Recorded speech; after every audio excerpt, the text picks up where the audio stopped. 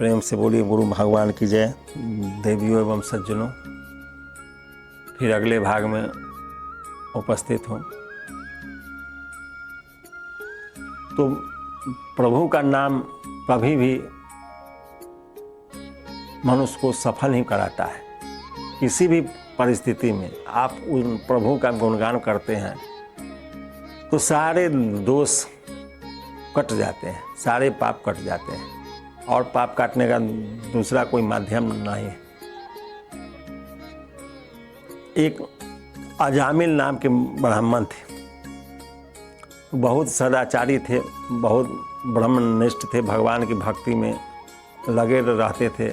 उनकी पत्नी भी बहुत संस्कारी, भगवान की भक्त, बहुत ईश्वर की आराधना में लीन रहने वाली, और अजामिल भी बहुत बड़े भगवान के भक्त थे, एकदम समर्पित भक्त थे। एक बार किसी कारण से जंगल में गए और जंगल से लौट रहे थे तो रास्ता में एक गलत आचरण की महिला उनको मिल गई और बहुत रूपवान थी। उसके रूप पर ही मोहित हो गए और रूप पर मोहित होकर अपने अर्धांगिनी जो थी पहली पत्नी, उसको छोड़ के उसी के साथ रहने लगे। अब उसके साथ रहने लगे, उसी के साथ रहते रहते ये अपना अब उसके सुख के लिए, उसको खुश करने के लिए गलत काम करने लगे। चोरी, डकैती, छीना झपटी, जो नाजायज जितने आचरण होते हैं सब धारण करने लगे। अब ये सब करने लगे तो इनका उसी में जीवन बीतने लगा। अब पहला जो पत्नी थी उसको छोड़ दिए और उसी के साथ ही रहने लगे।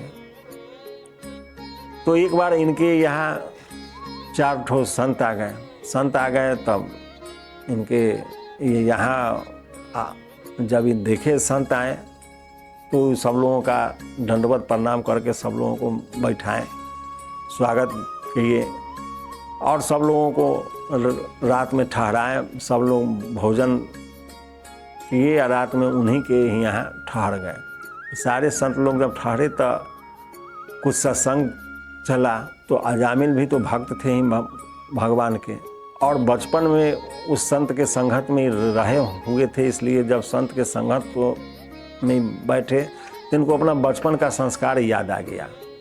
जो बचपन में जो संस्कार पड़ता है वो आदमी भूलता नहीं है, उस समय आने पर फिर अपना रूप धारण कर लेता है। तो बचपन के संस्कार इनको याद आ गया तो फिर भाव में डूब गए और सत्संग बहुत लंबा चला। सत्संग हो गया सब, जब सत्संग समाप्त हुआ फिर सब लोग विश्राम करने लगे। फिर सुबह में जब संत लोगों को भोजन करा करके जब ये छोड़ने लगे तो संत लोग कहें कि ठीक है अब चलते हैं।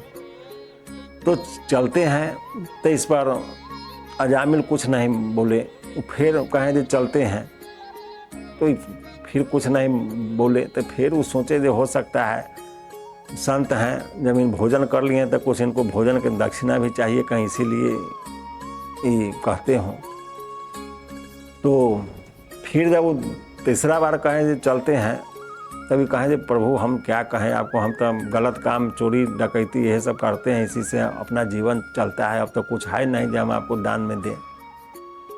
तो कहे जो नहीं, दान का जरूरत नहीं है, से यदि तुमको यदि बच्चा हो तो उस बच्चे का नाम नारायण रखना, और बच्चा का नाम जो सबसे प्यारा हो उसी का नाम नारायण रखना। तो अजामिल के 10 बच्चे हुए। 10 बच्चा होगा तो सबसे छोटा वाला बच्चा के नाम नारायण रखें। जब नारायण रखें तो इनका ज़िंदगी अपना इसी तरह से चल रहा था, अपना चलते चलते ज़िंदगी का नाव खिंचा रहा था। तो जब घर में पहले के ज़माना था, पुराने ज़माने में घर में सबका नाम भगवान के नाम से जोड़ के रखा जाता था, ताकि उस समय उतना भक्ति करने का, चाहे मनुष्य के कहीं जाने का समय नहीं मिलता था कि कहीं जाके सत्संग करे, भक्ति करे, भजन करे। तो अपना बच्चे के नाम ही भगवान के नाम से जोड़ के रखता था, जो कम से कम प्रेम से, गुस्सा से, आनंद से उसका नाम याद करते रहे। तो उसी में भगवान का नाम का जप हो जाता था। तो उस जमाने में भगवान के नाम के जोड़ के बच्चे का नाम इसीलिए रखा जाता था ताकि भगवान का स्मरण बना रहे। तो नारायण जब वो अपने बच्चे का नाम रखा तो दिन रात, अब जब उसको कोई भी चीज़ का ज़रूरत हो तो नारायण कहा गया, नारायण पानी लाओ, नारायण भोजन लाओ, नारायण वस्त्र लाओ, नारायण कोई काम करो, कोई भी काम हो तो नारायण नारायण करते हुए अपना काम करवाते थे बच्चे से। तो जाने अनजाने में भगवान का स्मरण चलते रहता था। तो भगवान का स्मरण जब चलते रहता था तो एक बार उनका शरीर अस्वस्थ हुआ और बहुत ज़्यादा हो गया। जब मरने का स्थिति आ गया, जब उनको मरणासन का समय आया तो देखे थे यमराज के 4 गो दूत बहुत विकराल विकराल उनके आँखों के सामने खड़े हो गए। अब उसको देख के डरने लगे। अब डरने लगे तो ये नारायण नारायण नारायण का आवाज़ करने लगे, नारायण बचाओ, नारायण बचाओ, नारायण बचाओ। तो जब नारायण नारायण की आवाज़ जब इनके हृदय से निकलने लगा, एकदम करुणामय पुकार, तो भगवान विष्णु के पार्षद लोग जब सुने जे भाई नारायण नारायण बचाओ का आवाज़ कौन कर रहा है, तो यमराज के दूत जहाँ थे उसी जगह भगवान विष्णु के पार्षद भी चले आए। और पार्षद आ गए तो यमदूत को जब पार्षद देखे तो कहे तुम लोग यहाँ क्या कर रहा है, तो कहे महाराज इसका अंत होने वाला है, इसको लेने आए हैं। तो कहा अरे तुम इसको लेने क्यों आया, ये तो भगवान नारायण का भक्त है, इसको लेने के लिए हम आए हैं विमान लेकर के, और तुम जो है इसको लेने आ गया, तुम जाओ यहाँ से, हम इसको लेके जाएंगे। तो कहा नहीं महाराज, ये नारायण का नाम नहीं जप रहा था, ये अपने भय के कारण ये अपने पुत्र को बुला रहा था, और आप समझ गए नारायण को बुला रहा था। वो कहे नहीं, ये किसी तरह से नारायण को ही न पुकार रहा था। यदि जो नारायण का नाम लेता है तो उसके तो सारे पाप कट जाते हैं और नारायण उनके समक्ष उपस्थित होते हैं। तो वो नहीं आ सके तो हम उनके दूत हैं, उनके पार्षद हैं, हम विमान लेके आए हैं इसको लेके जाने के लिए। तो कहा जाए तो बहुत बड़ा पापी है, जीवन भर पाप ही करते रहा है, और आप लोग इसके मुंह में पड़ रहे हैं, इसके छलावा में पड़ गए। ये अपने पुत्र का स्मरण कर रहा है, आप समझ रहे हैं नारायण का स्मरण कर रहा है। तो पार्षद लोग कहे नहीं, ऐसा नहीं होता है। भगवान के नाम कोई भी आदमी यदि नाम जप कर रहा है तो वो रीझ के भज रहा है या खींच के भज रहा है, किसी तरह से भज रहा है, जाने में भज रहा है या अनजाने में भज रहा है, भज तो प्रभु को ही रहा है। इसलिए यदि प्रभु का वो स्मरण कर रहा है और उनका नाम का जप कर रहा है, उनको पुकार रहा है, तो तुम्हारा यहाँ कोई अधिकार नहीं, यहाँ से जाओ। और भगवान नारायण के पार्षद जो थे यमदूत को भगा दिए। तो भगवान के नाम यदि किसी भी परिस्थिति में आप जप रहे हैं तो मंगल ही मंगल होगा, सारे अमंगल को काट देगा। तो इसीलिए नाम को मंगल भवन या अमंगल हारी कहा गया है। भगवान का नाम जो है मंगल करने वाला है और अमंगल को हरने वाला है। इसलिए हर परिस्थिति में उस प्रभु का नाम का गुणगान करते रहिए। राम के नाम हृदय में धरो, सरय न गलय न होत पुरानो। यदि आप प्रभु का नाम अपने हृदय में धारण कर लिए तो न वो कभी सड़ता है, न कभी गलता है, न कभी पुराना होता है।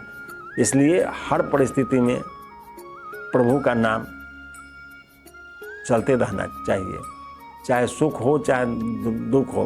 परिस्थिति बदलते रहता है, कभी सुख आएगा कभी दुख आएगा। ये तो जीवन का डोरी है, जीवन के दो किनारा है, एक सुख है एक दुख है, तो ये तो चलते रहेंगे। इसके चलते हुए में भी यदि उस प्रभु का आप चिंतन कर रहे हैं तो सारा नदी पार हो जाएगा। न सुख का अनुभव होगा न दुख का अनुभव होगा, आनंद का अनुभव होगा, और आनंद ही आनंद रहेगा। इसलिए परम आनंद को प्राप्त करने के लिए उस परम प्रभु का भजन चिंतन और मनन करते रहिए और राम नाम रटते रहिए। इसलिए सब चिंताओं को छोड़कर एक प्रभु पर श्रद्धा समर्पण और विश्वास रखिए। राम कह चलू, राम कह चलू, राम कह चलू भाई रे, और ना ही तो भाव बिगाड़ में पड़िए, छूटत अति कठिनाई रे।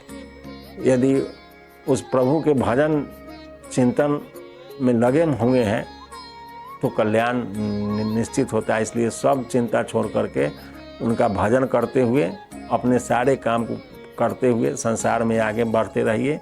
कल्याण निश्चित है, इसमें कोई संशय नहीं। फिर अगले भाग में जय गुरुदेव।